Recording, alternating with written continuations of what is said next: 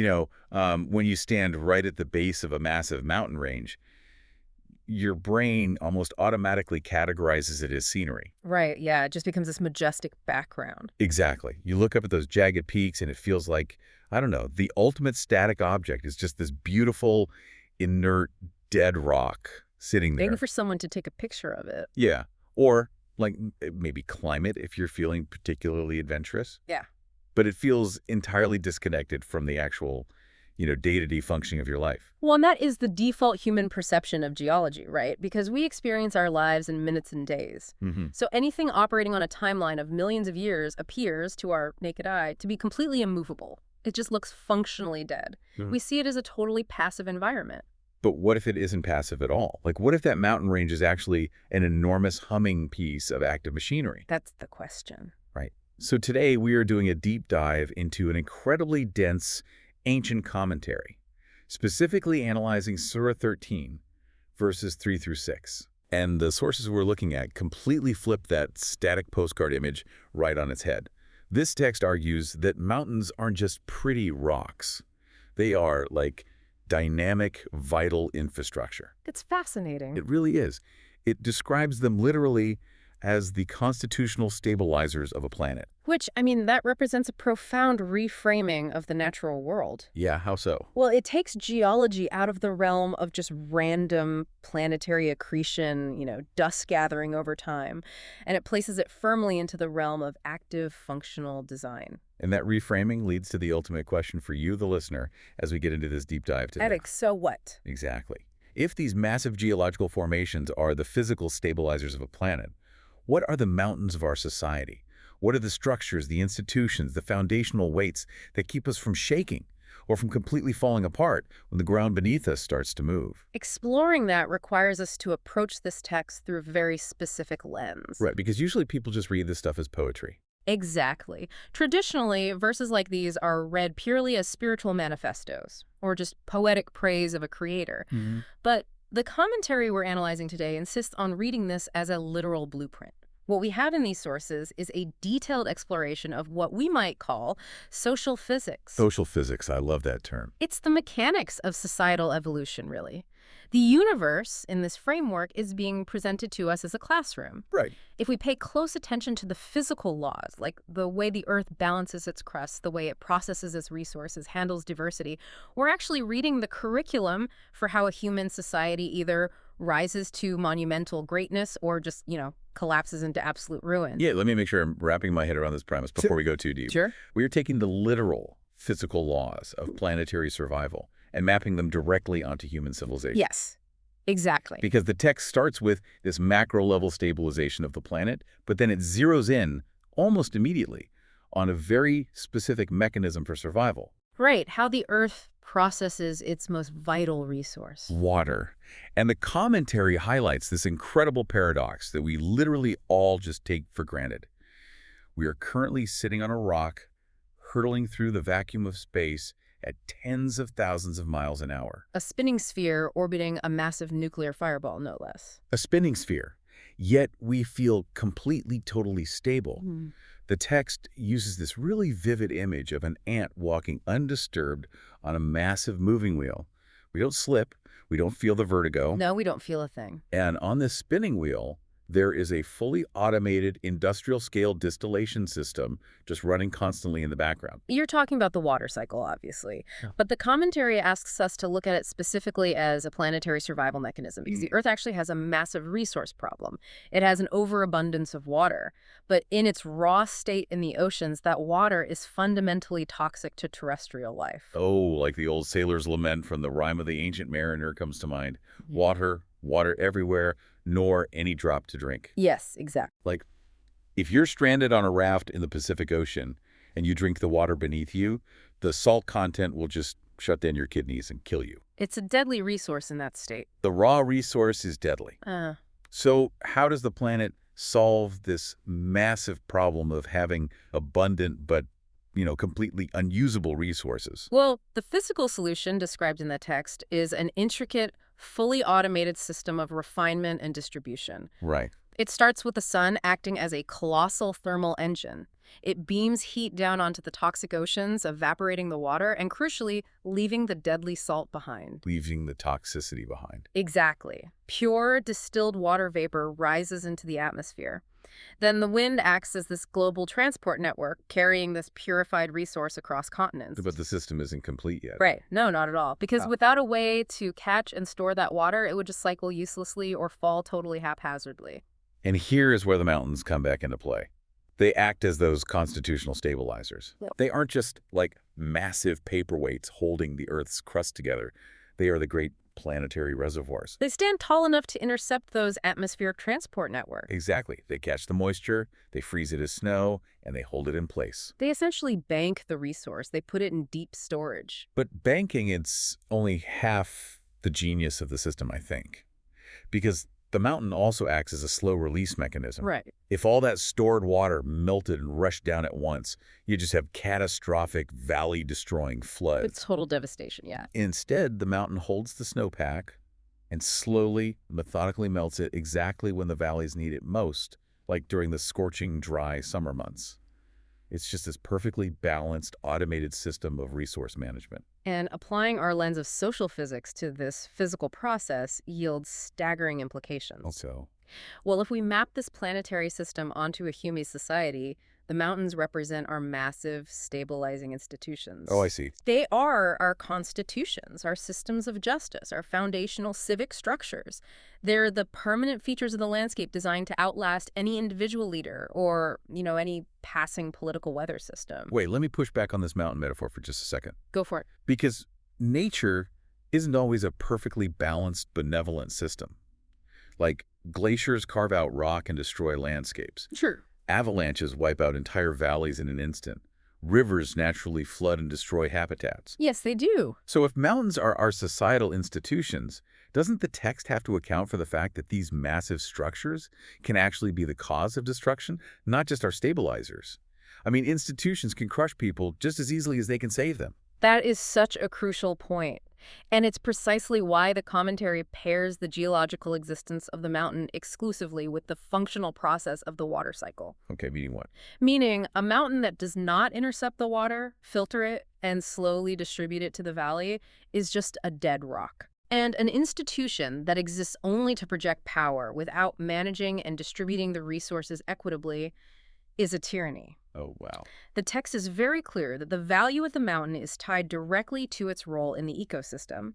If it's just hoarding ice and crushing the valley, it's failing its physical purpose. Taking that a step further then, the water in this analogy represents the vital resources of a society. Right. Wealth, knowledge, opportunity, basic human rights. And the ocean is the raw, unrefined state of those resources, Yeah. which can often be toxic or hoarded in ways that just don't sustain the broader population. Yes, the salty, toxic water. So the sun is the engine of the economy, or collective human endeavor, drawing up those resources. Yeah. But the crucial mechanism the text focuses on is the filtration. It is. The commentary literally compares this entire atmospheric cycle to human kidneys, which I found super interesting. The biological analogy is incredibly apt, honestly. The human kidney filters out toxins and metabolic waste from the blood to keep the body alive and functioning.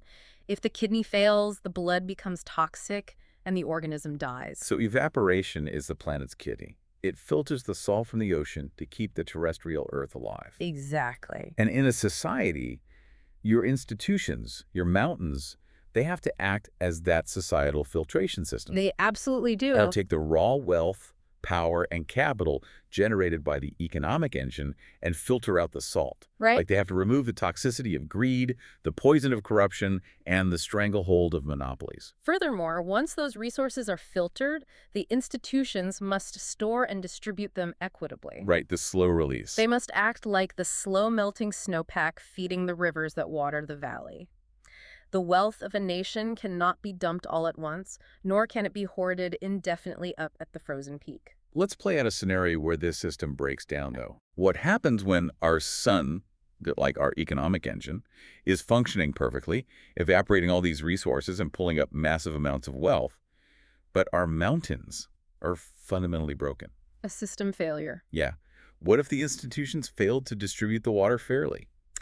Well, a society operating without these constitutional stabilizers is entirely at the mercy of the elements. Mm-hmm. Without a functioning mountain range to catch, store, and slowly release the water, you do not get a steady, life-giving river. You get flash floods. Oh, man.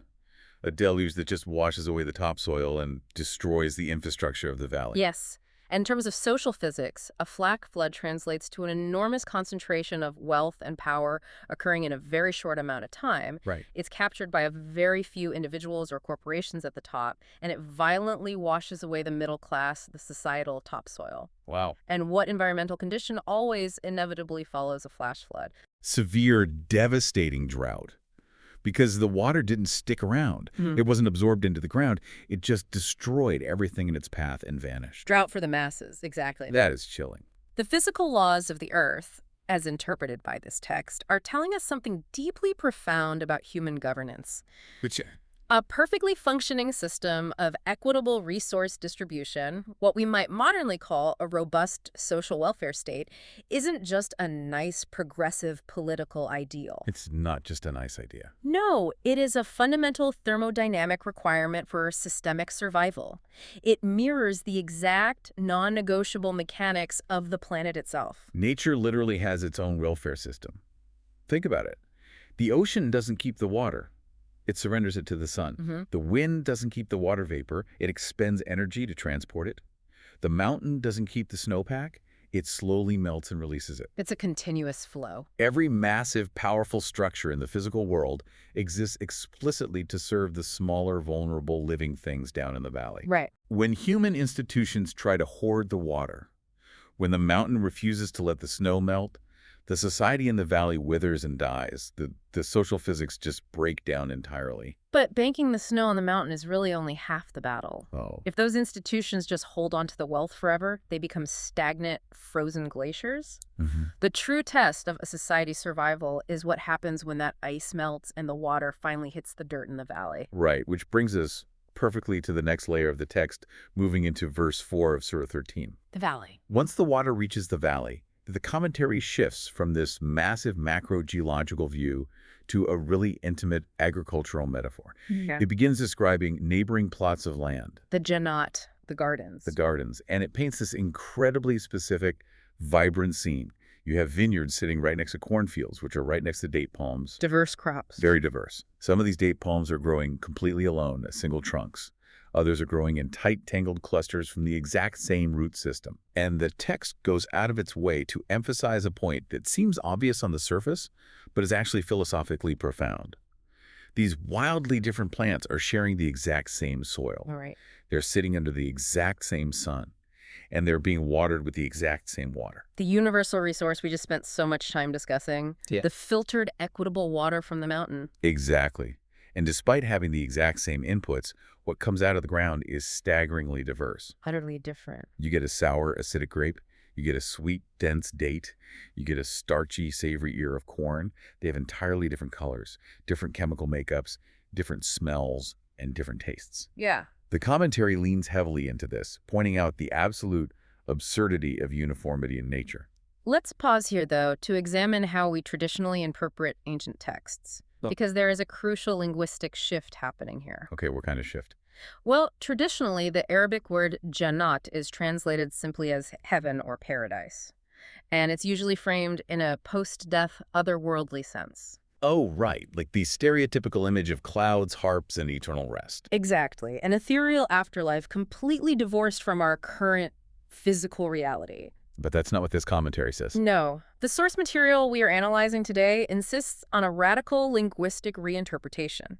It takes the concept of Jannat out of the afterlife entirely. And plants it right in the dirt. Literally. It plants it firmly in the literal dirt of the present moment. It frames these diverse neighboring gardens as a functional blueprint for an eco-economic system right here on Earth. Which is wild. And the text actually makes a brilliant, almost humorous point about human psychology to back this up. It says, imagine if the Earth only ever produced one single type of food. Imagine if that one water only ever grew one specific type of, like, gray, nutrient-dense paste. I mean, biologically, it would sustain human life. We could technically survive on. It could survive, yeah. But the text likens that kind of survival to eating prison food. If you are forced to eat the exact same thing every single day, no matter how perfectly calibrated the nutrition is, it basically becomes a psychological punishment. Yes. The human palate, human psychology, and human society demand variety. Diversity isn't some random accident of nature. It is the entire point of the system. Let's apply our lens of social physics back onto this agricultural metaphor then. Let's do it. If the one water represents a single unifying law, a universal constitution, a baseline of human rights that applies equally to absolutely everyone, then the diverse crops represent a pluralistic society. Meaning the universal water doesn't force the date palm to conform and magically become a grapevine. Exactly the opposite. The universal water nourishes the date palm so it can become the absolute best, most robust version of a date palm. Ah, I love that. True societal paradise, the Jannat described in this specific interpretation, is fundamentally not a monoculture. Right. It is not a society where everyone is forced to look the same, think the same, speak the same language, or practice the exact same religion. Which is exactly what authoritarian political systems constantly try to enforce. Yes, they do. They want one crop. They want a societal monoculture because a field of identical corn is just so much easier to manage, harvest, and control than a wild, tangled, diverse ecosystem. But a monoculture is incredibly, dangerously fragile. It really is. Let's look at a real-world agricultural example to understand the mechanics of this fragility. Consider the Cavendish banana. Oh, right. The standard banana you find in pretty much any grocery store in the world today. Correct. But before the 1950s, the world didn't eat the Cavendish. They ate the Gros Michel banana. Which was supposed to be way better, right? It was sweeter, it lasted longer, it was objectively a better fruit. But the Gros Michel was grown as a massive global monoculture. Every single plant was essentially a genetic clone of the others. Oh, wow. Because there was zero genetic diversity, when a single pathogen Panama disease was introduced into the soil, the entire global crop was wiped out almost overnight. Just gone. Gone. The system had no natural defenses because it had no diversity. That maps so perfectly to ideological monocultures. Like an authoritarian state or even an overly dogmatic corporate culture, they try to create a Gros Michel society. Exactly. They clone the ideology. Everyone has to read the same books, pledge allegiance to the same flags, and repeat the exact same talking points. And it looks incredibly strong and unified from the outside, just like those massive banana plantations must have looked. Right. Uniform and imposing. But because there is no diversity of thought, a single intellectual pathogen like a new philosophy, an unforeseen economic crisis, a technological disruption can collapse the whole system. Right. There's no ideological immune system to adapt to the change. The text is arguing that a robust, thriving civilization must be an ecosystem. Yeah. It must be a place where different communities, different cultures, and diverse human talents thrive side by side, challenging and complementing one another. Neighboring plots. Neighboring plots, but crucially, nourished equally by the exact same universal rights. Okay. The justice system, the economic baseline, the fundamental human rights, that is the water. It must be identical for the vineyard and the cornfield. You can't play favorites with the water. No. A society cannot give pure mountain water to the vineyard and toxic ocean water to the cornfield and expect stability. The baseline rights must be uniform, but the output, the cultural expression, is inherently and beautifully pluralistic. Let me make sure I'm grasping the full weight of this. Sure. If the physical world, from the massive macrostructure of the mountains all the way down to the microscopic root system of a date palm, is giving us a literal physical blueprint for a thriving, stable, pluralistic society. Yeah. What stops us from building it?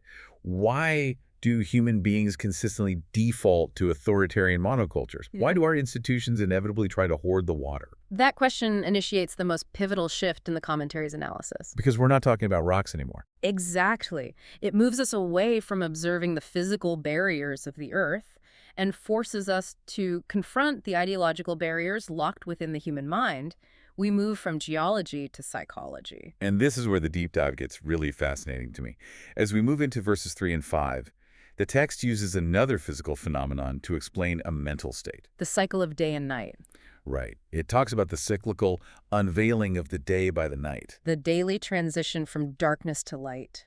a natural rotation. But the commentary doesn't frame it as a passive rotation.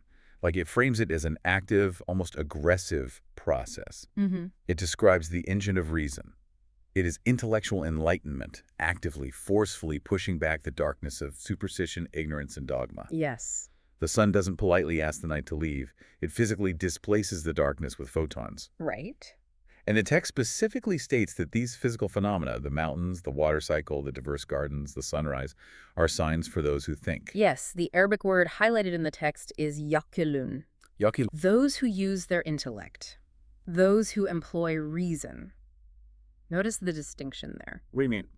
It is a sign for those who think, not for those who merely observe blindly, and certainly not for those who blindly chant inherited dogma. The text draws a very sharp, uncompromising line between active intellectual engagement and passive repetition. It really does. And this brings us to one of the most powerful, visceral images in the entire commentary, the concept of a glal. Shackles. Heavy iron collars. Iron collars locked around the neck. The text offers a scathing, relentless critique of a concept called taqlid, which translates roughly to blind following. Or the mindless, unquestioning imitation of tradition. Right, and it describes entire populations of people walking around with these invisible iron collars, these alal, locked tightly around their throats. Let's break down the physical mechanics of an iron collar attached to a chain. What does it actually do to a human body? Well, it restricts your movement. It restricts gross physical movement. Certainly, you cannot walk freely. But more importantly, and more insidiously, it locks the cervical spine. It physically restricts your field of vision. Oh, wow, yeah. If you have a heavy, rigid collar bolted around your neck, you literally cannot turn your head to look left. No! You cannot look right. Yeah. You absolutely cannot look up at the sky or the mountains. Your gaze is locked permanently downward and straight ahead. You are physically incapable of seeing the signs the text is talking about. Because your anatomy has been weaponized against your curiosity. Exactly. You are trapped in a biological echo chamber. And that brings up an incredibly relevant modern analogy. Which is? We don't forge these collars out of iron anymore. Today, these collars are forged from digital algorithms. Oh, absolutely. They're built from inherited political prejudices, from the comforting tribalism of this is how our people have always done it. How does an algorithmic feed act as an iron collar? Well, it doesn't lock your physical neck, but it absolutely locks your digital environment. It curates reality. Exactly. It creates an endless, inescapable tunnel of people who already agree with you. It filters out any dissenting opinions, any diverse crops from the neighboring gardens. Right. You just shuffle forward, staring blankly at the heels of the sheep directly in front of you, completely willing to follow the herd right off a cliff because your lateral vision has been entirely cut off. I want to pause on that point about tradition, though, because some listeners might argue that tradition is simply the accumulated wisdom of our ancestors. Sure. Why does the text attack it so fiercely? The commentary is not suggesting we burn all history books. Right. It's not anti-history. It is critiquing the unthinking application of history. It connects this mental shackling to a very specific, devastating intellectual failure regarding how we view the future. Okay. In verse 5, the text introduces the skeptics. These are the people wearing the collars of taqlid. The blind followers. Yes, and they ask a question that to a shackled mind seems perfectly logical. When we are dust, how can we be a new creation? Right. They're looking at the finality of physical death, or maybe the complete collapse of a societal system, and they're saying, this is the end. Dust is dust. You cannot reverse entropy. There is no coming back from this. To counter this profound skepticism, the text points right back to the agricultural mechanics of the garden metaphor. The gardens again. Yes. It uses the physical example of a date stone, the seed of a date palm. A literal stone, like a pit that looks and feels exactly like a small piece of gravel. Exactly. To the naked eye, to a mind constrained by the collar of immediate superficial observation, a date stone is completely and utterly dead. Yeah, it looks like a rock. It's inert, just like they assumed the mountains were inert. If you leave a date stone sitting on a dry table for 10 years, it does absolutely nothing. It undergoes no changes. It's functionally indistinguishable from dust. However, if you remove the mental shackles, if you use your reason to understand the underlying laws of the ecosystem, you realize the stone is not dead, it is dormant. Dormant. That's a huge difference. It contains latent potential. If you take that seemingly dead stone, bury it in the dark soil, and introduced the universal water, the universal law of equity we discussed earlier. A vibrant, massive, deeply rooted, living tree aggressively pushes its way out of the dirt. Yes, and that specific biological process is the continuous resurrection. Wow. The commentary argues passionately that this isn't just a biology lesson about plants. It is empirical proof of continuous societal evolution. Right. A nation might look dead after a devastating war. A democratic ideal might look like dust after a period of authoritarian rule. A society might be reduced to literal ruins, like Europe after World War II, or even Detroit after the 2008 financial collapse. Sure. But the potential for a new creation is always there. The blueprint for a thriving society is locked permanently inside the seed, just waiting for the right conditions, reason, justice, and equitable resources to be applied. The tragedy, though, is that you can only see that latent potential if you possess the intellectual freedom to actually look for it. If you're wearing the collar of Taqlid, of blind tradition, your worldview is entirely cynical. Yeah. You look at the dead stone, you look at the collapsed economy, you shrug your shoulders and say, well, I guess it's over. Dust to dust. You miss it entirely. You miss the entire miraculous mechanism of resurrection because your rigid tradition explicitly tells you that dead things stay dead. Which perfectly sets the stage for the dramatic, almost anxiety-inducing turning point in the text. Oh boy. Up to this point, we've clearly established the physical laws of the earth, the absolute necessity of pluralistic gardens, and the strict requirement of intellectual freedom. Right. Now, as we move into the analysis of verse 6, the commentary confronts the terrifying reality of what happens when a society consciously and arrogantly ignores all of this data. We hit the crisis of the glitch. Yes. The narrative violently collides with the wall of human stubbornness. It describes a psychological glitch that is genuinely maddening to read about, primarily because it's so instantly recognizable in our modern political discourse. Oh, it really is. Verse 6 describes a society that is actively being warned. The thinkers, the Yaquilin who have taken the iron collars off, are pointing frantically at the failing institutions. They're pointing at the mountains that are no longer holding the snow, the institutions that are hoarding the water, and they are shouting, if we keep operating like this, the system is going to collapse. And how does the society at large respond? They don't just ignore the warnings, they actively, mockingly challenge them. They essentially say, bring on the punishment if you're telling the truth. Let's see it. As the text puts it, they hasten the evil before the good. They mock the very concept of consequences. It is exactly like watching someone chain smoke 3 packs of cigarettes a day, and when a doctor warns them about lung cancer, they just blow smoke in the doctor's face and laugh, well, I don't have cancer today, so your medical science must be a hoax. It's pure hubris. They completely, willfully ignore the historical ruins of past civilizations that are literally sitting right in front of them. This brings us to the historian's view within the realm of social physics.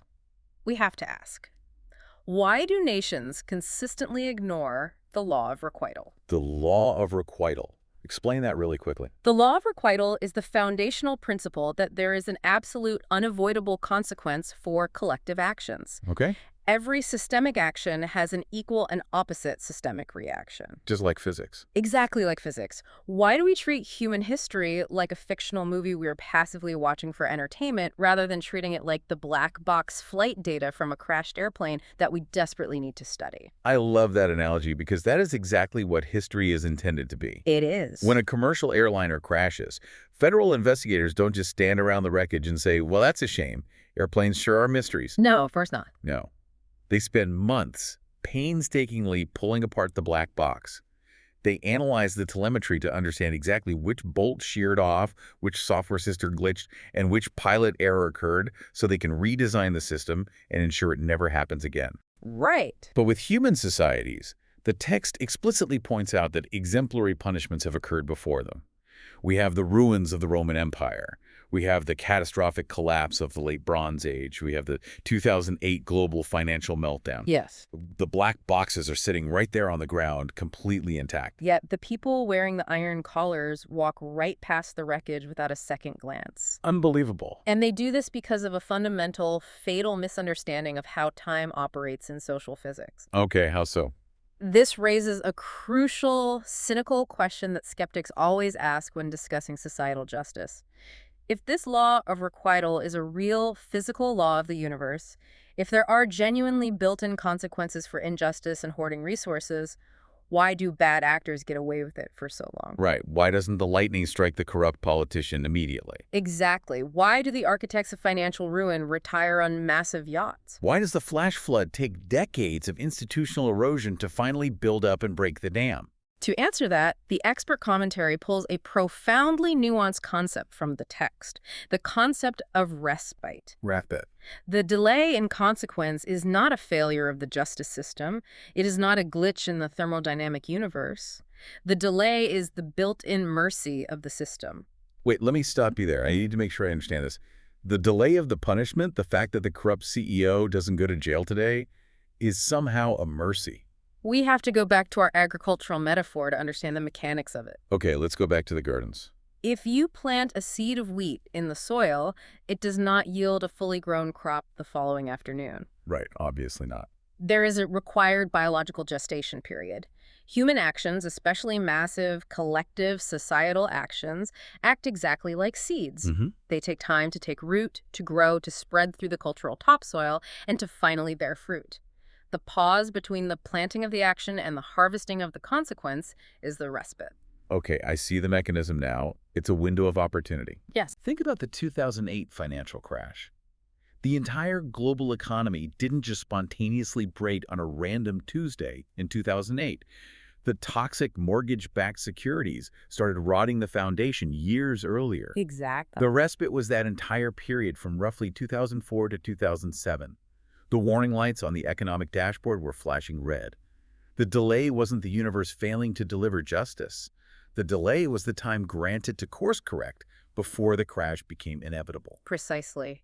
It is a critical window for a nation to look at the dangerous trajectory they're on, to study the black box data of the past, to analyze the failing institutions, and to alter their behavior before the crop of their own destruction is fully grown and ready for harvest. But the psychological glitch is that human beings routinely misinterpret the respite. Always. Because the punishment isn't immediate, because the literal lightning doesn't strike the second they steal the water from the valley, they assume the law of consequences simply doesn't exist. They think they're invincible. They assume they've successfully outsmarted the social physics of the universe.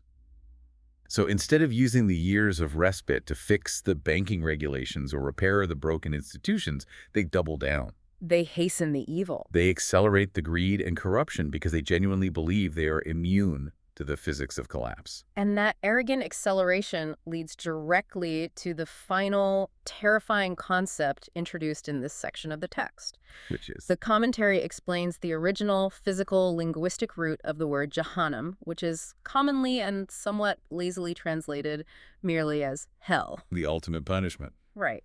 But true to form for this commentary, the text grounds this concept heavily in physical, historical reality. Okay, how so? It grounds it historically, geographically, and thermodynamically. The word Jahannam derives from the valley of Hinnom, or Gehenna. Gehenna, right. This was a literal, physical valley located just outside the walls of ancient Jerusalem. Historically, it was a place where societal progress literally and horrifically halted. What happened there? During certain ancient periods, it was a site where apostate kings performed child sacrifice, the ultimate literal act of a society consuming its own future. Oh, wow. Later, it became a perpetually burning refuse dump, a place of constant waste and decay. The text uses this very specific, visceral, physical valley as a metaphor for societal burnout. So in the context of this blueprint, hell isn't a magical subterranean pit of fire managed by demons. No. It is the absolute dead end of a human civilization. It is the ultimate state of existence where all evolutionary progress violently stops.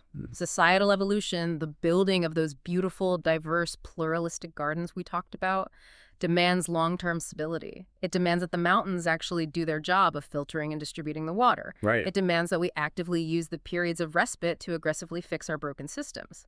Choosing immediate selfish greed over long-term stability means you are consuming the very seed corn of your future.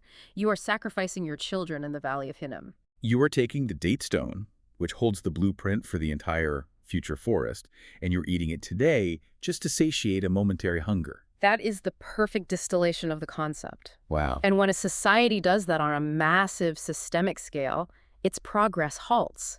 Its latent potential burns out completely. It enters the metaphorical valley of Jahannam. It's inevitable. The societal collapse that follows isn't a divine thunderbolt thrown down by an angry deity in the sky. It is the natural, inevitable, thermodynamic result of a system that has foolishly consumed its own structural foundations. To synthesize this entire incredible journey we've been on today, Please do. we started by looking up at the massive physical anchors of the Earth. We realized that mountains aren't just pretty rocks. They are the active constitutional stabilizers, the vital institutions that manage the lifeblood of a planetary system. We then followed that lifeblood, that universal water, down into the valleys. We saw that the ultimate goal of that stabilizing system, when functioning correctly, is to water the pluralistic gardens of society. Its purpose is to actively nourish absolute diversity under the protective umbrella of a single universal law of equity. But we also learned that to maintain that diverse garden, to keep those massive institutions functioning justly, we have to actively and aggressively break the mental shackles of blind tradition. Yeah. We have to use the engine of reason to constantly displace the darkness of this is how we've always done it. We have to train ourselves to look at a dormant date stone and possess the intellectual vision to see the future forest. Because if we fail to do that, if we keep our heads locked in the iron collars of our own algorithmic and ideological echo chambers, we fall victim to the ultimate human psychological glitch. Right. We willfully ignore the black box data scattered among the ruins of fallen empires. We arrogantly mistake the universe's merciful respite for our own permanent invincibility. We press the accelerator when we should be hitting the brakes. We hasten the crash. Which brings the entire weight of this ancient, brilliant text directly into the lap of you, the listener. It really does. Because you are not just a passive observer sitting in the audience of history, you are an active, vital participant in this grand, ongoing experiment of social physics. You have to ask yourself some very uncomfortable questions today. Are you currently wearing the collar? Are your political opinions, your economic beliefs, your tribal loyalties the result of your own active, rigorous intellectual reasoning?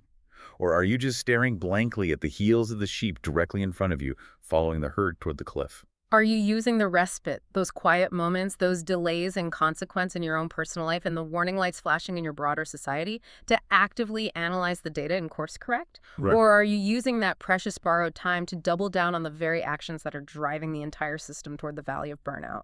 It is an incredibly heavy set of questions, but it's the only inquiry that actually matters if we want to avoid becoming just another layer of compressed dust for future archaeologists to dig through in 1,000 years. Absolutely. And the wild thing is, this is just the beginning of the blueprint. Oh, there is so much more. We've seen today that the earth, the mountains, the water cycle, and the fruits of the valley are all deeply functional physical signs. But in our next deep dive, we are going to ask an even deeper question. I'm ready for it. If the physical world is the terrain, how does the divine knowledge mentioned in the upcoming verses act as the ultimate GPS for navigating this incredibly complex landscape of social physics? It is the precise navigational tool required to survive the journey we just mapped out.